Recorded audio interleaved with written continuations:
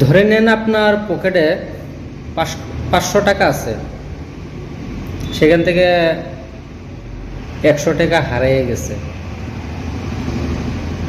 সেই জন্য কি আপনি বাকি 400 টাকা ফেলে দিবেন?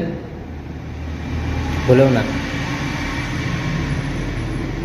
এরকম আপনি ধরে নেন একটা গুনাহ করে নিচ্ছেন, গুনাহ হয়ে গেছে ভুলেতে, সেই গুনার জন্য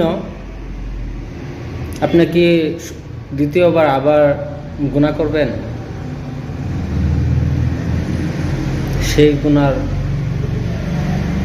ক্ষমা খুঁজবেন। আর খুঁজবেন কার কাছে? আল্লাহর কাছে। মাফ করার মালিক আল্লাহ। আল্লাহ ছাড়া বেলেগ কেউ কাছে মাফ চাইলে লাভ নাই। মাফ করার মালিক হচ্ছে আল্লাহ। তাই সবাই জানে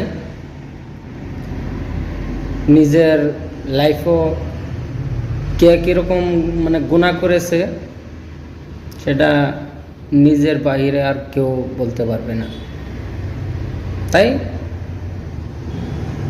নিজের গুনার মাফ খুঁজেন আল্লাহর কাছে।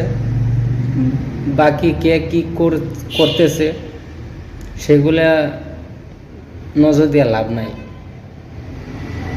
কেননা আল্লাহর কাছে যদি আপনি শ্রেষ্ঠ হতে পারেন, বাকিগুলো ছড়েন না। তাই রমজান আসছে সামনে, সবাই আল্লাহর কাছে তওবা করেন, গুনার জন্য মাফ খুঁজেন, ভালো করে ইবাদত করেন। তাই